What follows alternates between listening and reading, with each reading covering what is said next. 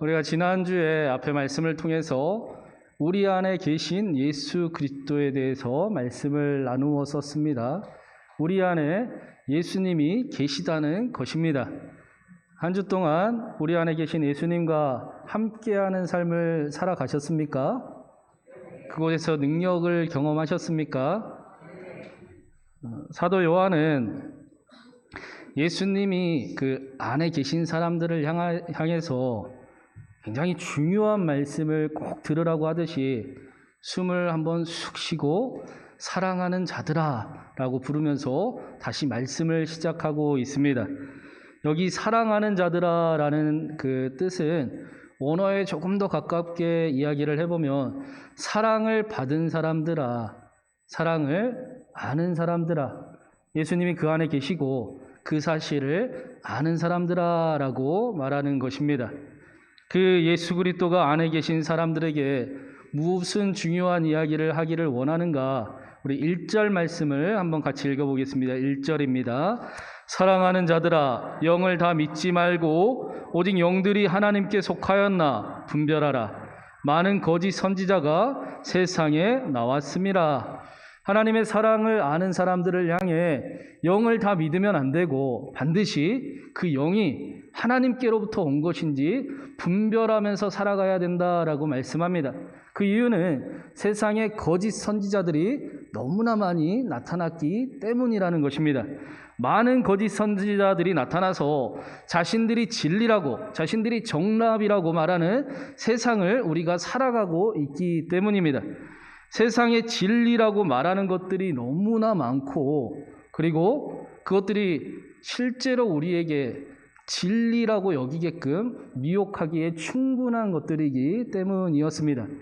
여러분, 우리가 사는 이 세상에 얼마나 많은 스스로 진리라고 이야기하는 것들이 많이 있습니까?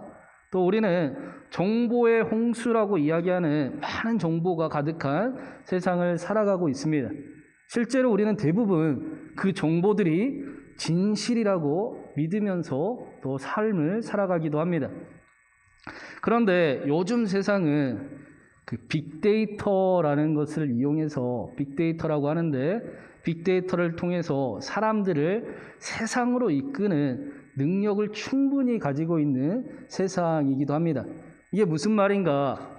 여러분, 그 미국의 큰 그 쇼핑몰 회사인 아마존을 잘 아실 것입니다. 이름은 한번 들어보셨을 거예요. 이 아마존이 그 빅데이터를 이용해서 사람들이 아직 물건을 구입하기도 전인데도 불구하고 어떤 물건을 어떤 사람들이 얼마나 살지를 미리 알고 있다고 합니다. 그래서 사람들은 아직 구매를 하기 전이에요. 구매할 생각도 우리는 하지 않고 있어요. 그런데 그 빅데이터를 가지고 이용하면 사람들이 이 물건은 몇 개 살 것이고 이 물건은 어디서 몇 개를 구입할 것이기 때문에 그렇게 그곳에 미리 그 물건들을 보내놓을 수 있어서 빠른 배송으로 유명한 일화가 있습니다. 빅데이터를 이용하여 그들은 사람들의 마음을 미리 알고 있을 뿐 아니라 또 사람들의 마음이 자신들의 물건을 구입할 수 있게도 만드는 그런 힘을 가지고 있는 것입니다. 또 한 가지 생각해 보면 우리가 스마트폰으로 무언가 검색하면 어떻게 됩니까? 우리 루아가 필요한 걸 하나 검색을 했어요. 그러면 가구를 검색하면 그 뒤로 어떻게 됩니까? 스마트폰에 그 가구에 대한 그 연관된 제품들이, 광고들이 수많이 뜨는 것을 여러분 경험해 보지 않습니까?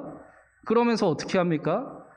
살까 말까 고민하고 있었는데 그게 좀 마음에 드는 것 같아서 결국엔 또 그것을 사게 되는 저를 발견하기도 합니다.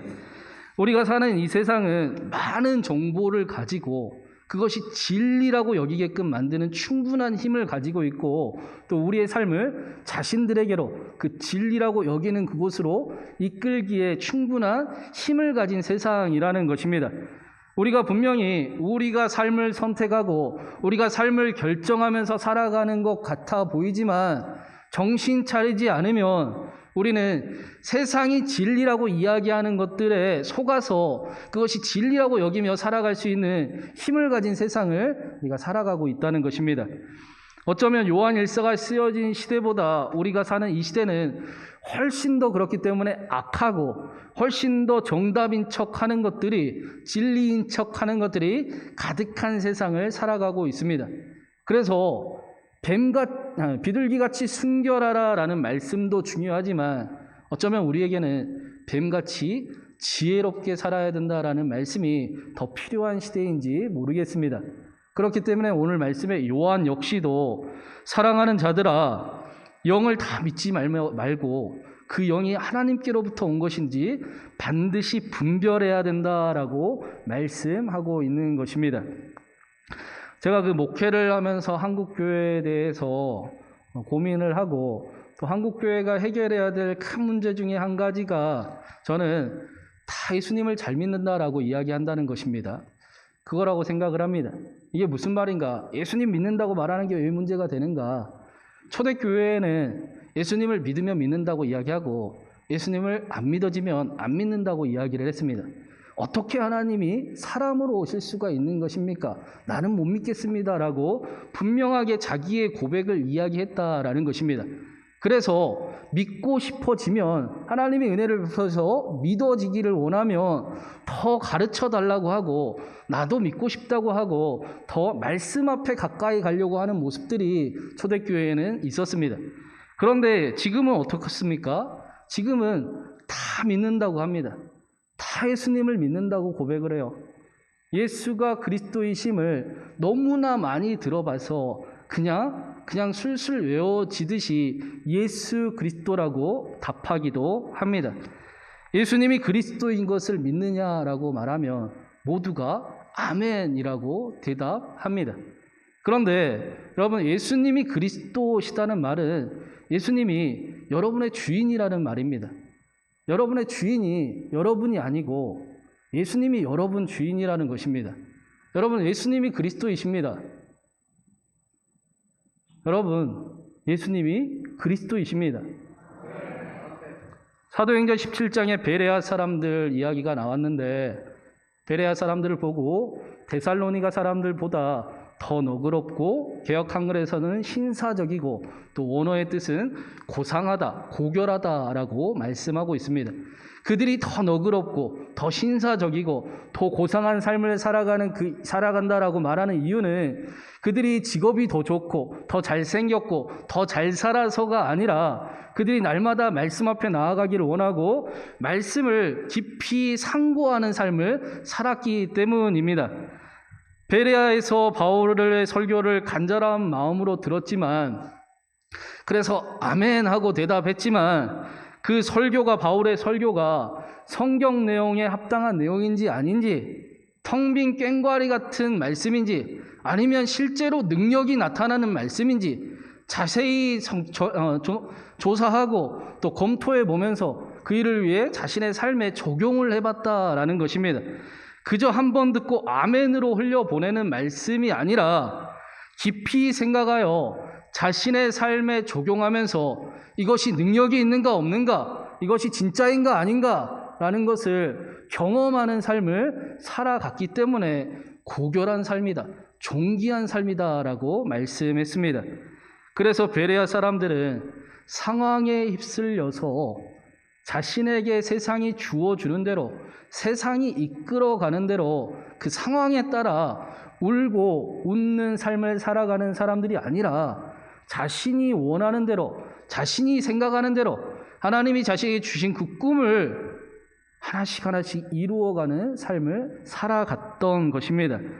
말씀을 듣고 분별하려 했고, 그래서 그 말씀을 자신에게 적용하는 삶을 살아가는 그 삶이 성경은 고결한 삶이다, 존귀한 삶이다 라고 말씀하고 있습니다. 우리가 이단에 빠지지 않는 가장 쉽고 가장 확실한 방법은 우리가 무엇을 믿는지 정확히 아는 것입니다. 우리가 이 세상을 살아가면서 하나님의 자녀임을 확실하게 알 수 있는 방법은, 또 살아갈 수 있는 방법은 우리가 믿는 바가 무엇인지를 정확히 아는 것입니다. 그렇기 때문에 사도 요한은 사랑하는 여러분 안에 있는 그 사랑을 확인하는 삶을 살아가십시오. 여러분 안에 적어도 여러분이 무엇을 믿고 있는지, 그것이 진짜인지 가짜인지 확인하는 삶을 살아가야 됩니다라고 말씀하고 있습니다. 그렇다면 우리가 하나님의 영인지 아닌지 어떻게 분별하며 살아갈 수 있는가? 2절과 3절에 이렇게 말씀합니다. 우리 2절과 3절을 읽어보겠습니다. 이로써 너희가 하나님의 영을 알지니 곧 예수 그리스도께서 육체로 오신 것을 시인하는 영마다 하나님께 속한 것이요 예수를 시인하지 아니하는 영마다 하나님께 속한 것이 아니니 이것이 곧 적그리스도의 영이니라. 오리라 한 말을 너희가 들었거니와 지금 벌써 세상에 있느니라. 우리가 하나님의 영을 알고 있는데 그것을 분별하는 확실한 방법은 예수 그리스도께서 이 땅에 육신으로 오셨는가, 그것을 시인하는가를 확인해 보라는 것입니다. 예수님께서 마태복음 7장 21절에 이런 말씀을 하셨습니다. 나더러 주여 주여 하는 자마다 천국에 들어갈 것이 아니요 다만 하늘에 계신 내 아버지의 뜻대로 행하는 자라야 들어가리라. 저와 여러분 안에 예수 그리스도의 영이 있다면 정말로 있는가 시험하고 확인하며 살아가야 한다는 것입니다. 저와 여러분에게 예수님이 그리스도이신가? 예수님이 정말로 나의 삶의 주인이신가를 확인하고 살피며 삶을 살아가야 한다라고 말씀합니다. 저 그리스도를 오늘 말씀에서도 예수를 시인하지 아니하는 영, 예수가 그리스도이심을 부인하는 것이라고 말씀하고 있습니다. 지난번에도 말씀을 드렸듯이 많은 학자들이 이야기하길 요한일서 당시의 교회들뿐만 아니라 그 헬라 로마 시대의 모든 사람들이 이야기하길 그리스도 하면 신적인 존재구나라고 생각을 했습니다. 그리스도 하면 신이구나라고 여겼다라는 것입니다. 그런데 문제는 무엇인가? 어떻게 신이 인간의 몸으로 육체를 입고 올 수 있느냐라는 것입니다. 육체는 악한 것인데, 삶은 악한 것인데, 악할 수밖에 없는데 어떻게 고결한 선한 그 영이, 신이 사람의 모습으로 올 수 있는가? 그것이 문제였습니다. 그래서 예수님의 육체는 잠깐 빌린 것일 뿐이지 그것은 실체가 아니다라고 이야기를 했고, 이 이야기를 한 사람들이 영지주의자들이라고 말씀드렸습니다. 영은 선하고 귀한 것이지만 육은 원래부터 악한 것이다. 그래서 멋진 말잔치를 하고 지적인 만족을 주는 깨달음은 중요하지만 거기에 따르는 삶은 그렇게 중요하게 생각하지 않는 못된 신앙을, 거짓 신앙을 만드는 이들이 여기 있었던 것입니다. 예수님께서 이 땅에 오심을 보면서 하나님이 정말 이 세상을 너무나 사랑하시는구나, 하나님이 얼마나 사랑하시면 인간의 모습으로, 우리와 같은 모습으로 오셨을까라는 것을, 그 하나님의 간절함을 느껴야 될 텐데, 예수님을 믿으면서 하나님이 우리를 대신해 우리의 죄와 우리의 허물을, 우리의 모든 것들을 덮어주실 만큼 하나님이 우리를 아끼시고 사랑하고 계신다라는 사실을 믿어야 할 텐데, 예수님께서, 하나님께서 죽은 자의 하나님이 아니라 그저 말잔치로 만족하는 하나님이 아니라 실제로 살아계시고 지금도 우리와 함께 하시는 힘이 되는 하나님이심을 경험하며 살아가야 할 텐데, 그들은 자신들이 하나님인 척 하면서 믿는다고 착각하고 살아갔던 것입니다. 이들의 가장 큰 문제는 지난번에도 말씀드렸던 것처럼 삶과 믿음을 분리시키는 것이었습니다. 멋진 말잔치를 하면서 신앙을 멋지게 이야기하니 마치 자신들이 실제로 멋진 사람들이나 된 것처럼 착각하면서 살아갔습니다. 그런데 삶에는 도무지 능력이 경험되지가 않습니다. 지적인 깨달음을 얻고 하나님의 은혜를 받았다고 말하면서도 그 은혜를 삶에 적용하지 않으니 삶 속에서 구원을 누리기가 쉽지가 않습니다. 여전히 불안하고 여전히 어둠 가운데 행하려 하고 여전히 감사와 만족과 평안이 없습니다. 주일에 거룩하게 예배는 드렸을지 모르지만 6일 동안의 삶에는 전혀 예수님하고 상관없는 삶을 살아가기를 그렇게 어렵지 않게 여겼던 것입니다. 그런데 반대로 예수님이 육신을 입고 오신 것을 아는 사람들, 시인하는 사람들은 어떻게 살아가는가? 저는 이 대림절이 되면, 성탄절이 가까워오면 제가 처음 전임 전도사로 나가서 그때도 되게 열정이 있었어요. 학교 앞에 내가 나가서 다 전도하리라 하고 아이들용 전도지를 사서 전도지를 들고 막 돌아다녔습니다. 거기에 그 개미를 사랑한 소년의 이야기가 있었는데 잊혀지지가 않아요. 한 소년이 개미를 너무나 사랑하고 예뻐했대요. 그래서 학교만 끝나면 집에 돌아와서 책가방 던져놓고 동네에 있는 마당에 가서 그 개미가 어떻게 일하는지, 어떻게 하루를 보내는지를 그렇게 구경하는 것이 이 소년의 낙이었습니다. 그런데 하루는 개미 핥기가 동네에 나타났다라는 이야기를 들은 겁니다. 위험한 마음에, 걱정스러운 마음에 개미를 위해 흙으로 벽을 만들어주고 도망갈 길을 안내해줘도 이 개미들이 전혀 눈치를 못 채는 것 같습니다. 그러다가 점점 개미 핥기가 가까워졌다라는 이야기를 듣고 정말 개미들이 위험해졌다라는 생각이 들자 개미들을 향해서 소리를 외쳤어요. 개미야, 위험해, 도망가, 개미 핥기가 나타났어, 도망가야 돼 라고 소리를 외쳤습니다. 그러자 개미들이 어떻게 했겠습니까? 소년의 이야기를 알아들었을까요? 못 알아듣고 여전히 똑같이 바쁘게 일하고, 여전히 똑같이 바쁘게 땅을 파고, 여전히 아무 일 없는 듯이 살아가고 있었습니다. 그 모습을 보면서 소년이 생각하기를, 내가 개미였다면 이 사랑하는 개미들에게 이 일을 잘 알려줄 수 있었을 텐데 내가 개미였다면 했다라고 합니다. 아무리 사랑한다고 이야기를 하고 안전하고 복되고 평안한 길을 이야기를 해줘도 수없이 말을 해도 알아듣지 못하자 하나님께서 이 땅에 우리와 같은 모습으로 오셨습니다. 이 땅에 인간의 모습으로 오신 예수님께서 하나님이 저와 여러분을 얼마나 사랑하시는지 십자가에서 확증하여 주시고 어떻게 살아야 행복하게 살아갈 수 있는지, 어떻게 살아가야 복되고 안전한 삶을, 행복한 일들을 이루어갈 수 있는지를 알게 해 주신 것입니다. 여러분, 그 엉뚱한 질문 같아 보일 수도 있지만 만약에 여러분이 하나님이라면 여러분은 이 세상에 어떻게 오실 것 같습니까? 여러분이 하나님이세요. 그래서 여러분이 세상을 구원하러 오셔야 됩니다. 그러면 어떤 모습으로 세상에 오실 것 같으십니까? 저 같으면 구름을 타고 날아와서 내가 하나님이다 라고 이야기를 하면서 능력을 행하고 영광을 나타내면서 내가 하나님이니 나 따라오면 된다라고 알려줄 것 같습니다. 그런데 예수님은 사람의 몸으로 이 땅에 오셔서 마국간에서 말구유에서 태어나셨습니다.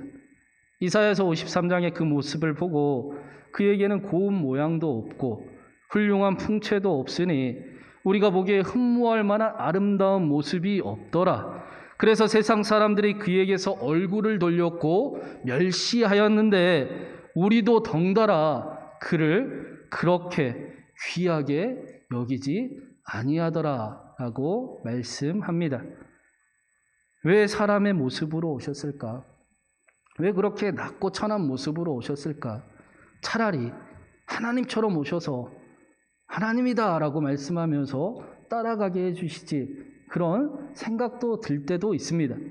그런데 여러분, 아무런 고생도 안 해보고 하나님을 경험해 본 적도 없는 사람이 하나님이 그래도 함께 계십니다, 하나님을 믿읍시다 라고 말하는 것과 숱한 고생 가운데 그럼에도 불구하고 하나님의 역사를 경험하고 하나님의 일하심을 경험해 본 사람이 그래도 하나님이 함께 계십니다, 하나님을 믿읍시다 라고 말하는 것은 천지 차이가 있는 것입니다. 수술을 해보고 아파본 사람이, 병들어 본 사람이, 어려운 일을 당해본 사람이 정말로 위로할 수 있고 치유할 수도 있는 것입니다. 예수님은 당신을 아십니다라는 글이 있는데요. 제가 천천히 한번 읽어드리겠습니다. 사람들에게 거절당하고 짐승 곁에서 태어난 예수님은 당신의 외로움과 쓸쓸한 시간을 알고 계십니다. 폭군에게 쫓겨 먼 나라로 피난했던 아기 예수님은 나그네와 같은 당신의 적막함을 알고 계십니다. 여우도 굴이 있지만 깃들일 곳이 없었던 예수님은 의지할 곳 없는 당신의 불안을 알고 계십니다. 목수의 집에 태어나 시골에서 자라나는 예수님은 당신의 땀과 고생과 그 피로를 알고 계십니다. 돌로 빵을 만들라는 시험을 당하신 예수님은 욕심의 수렁 앞에 선 당신의 위험을 알고 계십니다. 엘리 엘리 라마 사박다니 하고 외치던 예수님은 당신의 답답함과 절망을 알고 계십니다. 친구들의 떠남과 배신을 체험하신 예수님은 혼자서도 굳세게 살아보려고 애쓰는 당신을 알고 계십니다. 이 잔을 나에게서 거두어 주소서 하고 호소하신 예수님은 당신의 약함과 실패의 발걸음을 알고 계십니다. 수건을 동이고 제자의 발을 씻던 예수님은 숨은 봉사와 당신이 지불한 희생을 알고 계십니다. 갈보리 언덕을 홀로 올라가신 예수님은 남몰래 흘리는 당신의 눈물을 알고 계십니다. 예수님께서 육체로 오신 것을 안다, 시인한다라는 것은 예수님께서 저와 여러분을 향해 내가 너를 잘 알고 있도다. 내가 너의 아픔과 너의 슬픔과 너의 문제를 잘 알고 있도다. 그런데 내가 너의 친구가 되어줄 것이다. 그래서 너의 문제도, 너의 아픔도, 너의 상처도 내가 반드시 이기게 하고 다시 일어나게 할 것이다 라고 말씀하시는 것입니다. 그래서 하나님이 저와 여러분을 위해 인간의 몸으로 오셨다라는 말씀은 세상에서 그 어떤 말씀보다 힘이 되는 말씀이고 위로가 되는 말씀이고 기쁜 소식이 되는 것입니다. 우리가 중요한 기억해야 될 사실이 한 가지 있습니다. 우리는 하나님께서 인간이 되으셨을 때 자신을 낮추셨다라고 생각하지만 하나님은 거기서 멈추지 않으셨습니다. 하나님은 자신을 낮추시고 오히려 우리 모두를 이 세상을 하나님께로 올리셨습니다. 성탄의 소식을 들은 그 기쁨은 하나님의 낮아지심을 이야기하고 거기서 멈추는 것이 아니라 저와 여러분을 하나님의 자녀로 살아가게 하는 힘이, 하나님의 자녀로 살아가게 하는 능력이, 그 기쁨과 영광이 그곳에 있다라는 것입니다. 그래서 사도 요한은 하나님께서 인간의 몸으로 오신 것을 아는 사람들을 향해 이렇게 살아가라고 말씀합니다. 우리 4절 말씀 같이 읽어보겠습니다. 자녀들아, 너희는 하나님께 속하였고 또 그들을 이기었나니 이는 너희 안에 계시니가 세상에 있는 자보다 크심이라. 사도 요한이 예수님의 성탄을 믿는 저와 여러분을 향해 사랑하는 여러분은 하나님께 속한 사람들입니다. 여러분은 세상을 이긴 사람들입니다. 왜 그렇습니까? 여러분 안에 세상보다 크신 하나님이 계시기 때문입니다. 여러분 안에 세상을 이기신 하나님이 함께 하시기 때문입니다. 그러니 날마다 더 크신 하나님을, 그 하나님의 크심을 경험하는 삶을 살아가십시오. 여러분 안에 계신 예수 그리스도와 함께하는 삶을 살아가십시오. 그렇게 말씀하고 있는 것입니다. 내일 날마다의 말씀인데요. 제가 미리 조금 말씀드리면 사도행전 18장 5절에 그 실라와 디모데가 바울이 고린도에 있을 때 함께 이제 합류하게 되었더니 바울이 하나님의 말씀에 붙잡히게 되었다라고 말씀하고 있습니다. 우리가 그 사도행전 17장에서 나누었듯이 그 바울의 일행은 데살로니가에 도착해서 3주 동안 하나님의 그 말씀 복음을 전했었지 않습니까? 그런데 생각보다 많은 사람들이 그 복음에 반응하고 또 예수님을 믿기로 하였습니다. 이 일이 유대인들에게는 엄청난 시기가 되었고, 유대인들은 바울을 잡기 위해서 조폭을 동원해서 야손의 집으로 쳐들어갔었습니다. 그래서 바울은 하는 수 없이 야반 도주를 하고 베레아로 떠날 수밖에 없었어요. 바울의 한쪽 마음에는 데살로니가 성도들을 내가 3주밖에 말씀을 못 전했는데 그들의 그 신앙이 뿌리 자리 맺도록 내가 그동안 그토록 애쓰지 못했는데 아쉬운 마음에 디모데를 남겨두고 가는 것입니다. 그런데 디모데가 그 데살로니가 성도들의 이야기를 듣고 이제 자신에게 왔습니다.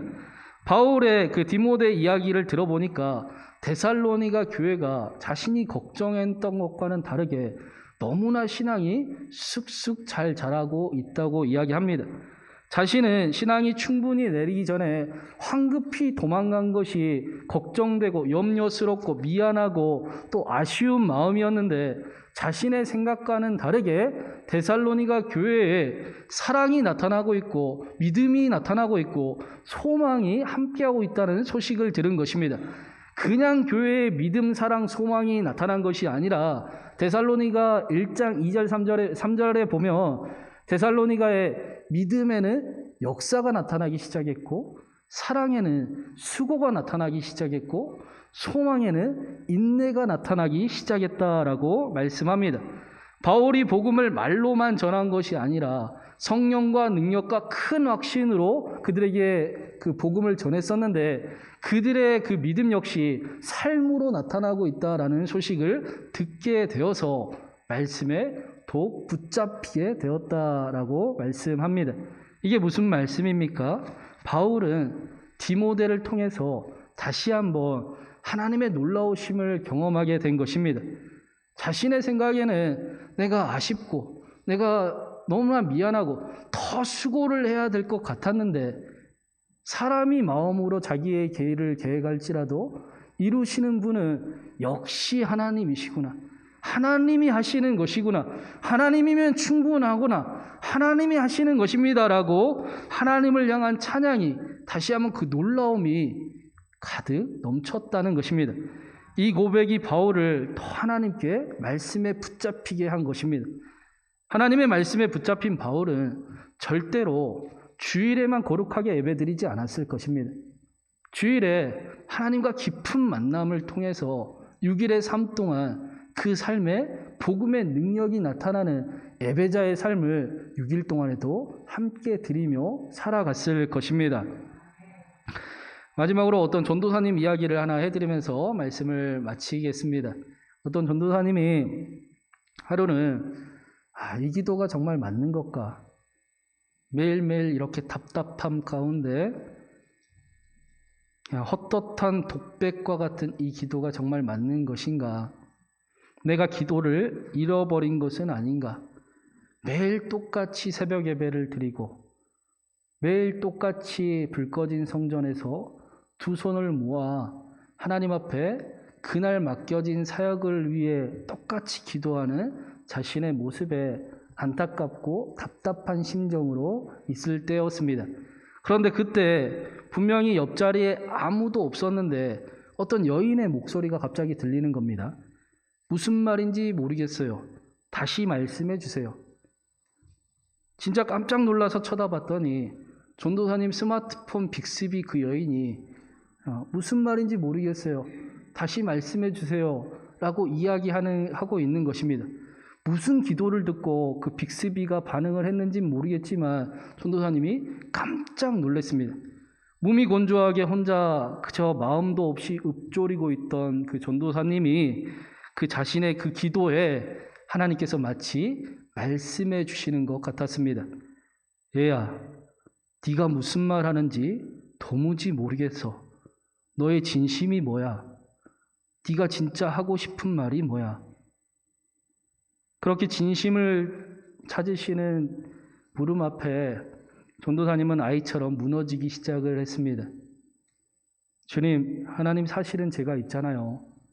제가 괜찮지가 않아요. 제가 너무 힘이 들어요. 하며 눈물과 함께 십자가 앞에 자신의 마음을 쏟아내는 그때 멀리 계신 것만 같았던 하나님이 가까이 계심을 다시 느끼게 되었습니다. 그러면서 예수님께서 사마리아 여인에게 해주신 말씀이 생각이 났어요. 하나님을 예배하러 오는 자세에 대해 말씀하시는데 아버지께서는 바로 그런 사람, 곧 그분 앞에 단순하고 정직하게 있는 모습 그대로 예배드리는 사람을 찾으시느니라. 그러므로 하나님께 예배드리는 사람은 자신의 존재와 자신의 영과 자신의 참된 마음으로 예배드려야 할지니라. 하나님은 영이시니 예배하는 자가 신령과 진정으로 예배할지니라. 너의 진정을 가져오라 라는 말은 우리의 온 정성과 열정을 다하라는 말이 아닙니다. 가짜를 데리고 오지 말라는 것입니다. 너의 진짜 모습을 데리고 하나님 앞에 나와야 한다라는 것입니다. 사랑하는 여러분, 하나님께서 원하시는 제사는 상한 심령이라고 말씀을 하셨습니다. 하나님 나 괜찮지가 않아요. 하나님 나 너무 힘이 들어요. 하나님 나 하나님이 필요해요. 하나님 나 좀 도와주세요. 라고 여기는 그 고백을 하나님이 기뻐하신다는 것입니다. 그래야 예수님이 그리스도이심을 경험할 수 있기 때문입니다. 그래야 예수님께서 우리의 주인이 되어 주시고 그리고 세상을 이기신 분이심을 경험하며 살아갈 수 있기 때문입니다. 특별히 사랑하는 여러분, 대림절 마지막 주일을 드리고 성탄절을 우리는 기다리고 있습니다. 이 기간 동안 더 말씀 앞에 나아가는, 말씀에 붙들리는 저와 여러분이 되기를 간절히 바랍니다. 그래서 세상보다 크신 분이 내 안에 계시다는 사실이 점검되어지고 실제인가 아닌가 적용되어지고 산자의 하나님을 만나는 은혜가, 그 능력이 저와 여러분 가운데 실제에서 이곳에서만 이렇게 거룩하게 예배드리는 것이 아니라 6일의 삶 동안 삶의 자리에서 하나님을 예배하고 하나님과 동행하고 또 하나님의 은혜를 누리는 저와 여러분이 되기를 주님의 이름으로 축원합니다. 우리 함께 말씀을 생각하면서 하나님, 나는 하나님을 예배하는 예배자입니다. 하나님, 내가 어디서나 하나님을 예배하겠습니다. 함께 고백하며 우리 같이 기도하도록 하겠습니다.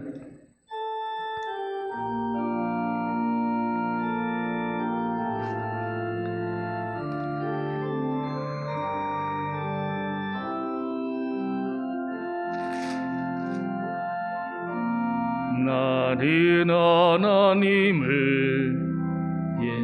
예배하니 예배자입니다. 내가 서 있는 곳 어디서나 하나님을 예배합니다. 우리 다시 한번, 나는 하나님을 예배하는, 나는 하나님을 예배하는 예배자입니다.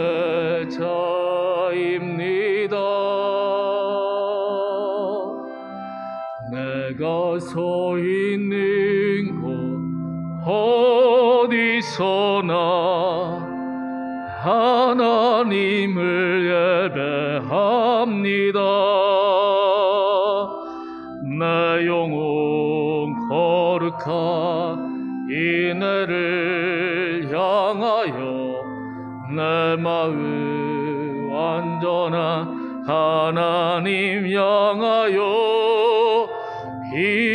이곳에서 바로 이 시간 하나님을 예배합니. 내 영혼 거룩한 은혜를 향하여 내 영혼 거룩 은혜를, 내 마음 완전한 하나님을 향하여 완전한 하나님 향하여 이곳에서 바로 이 시간 하나님을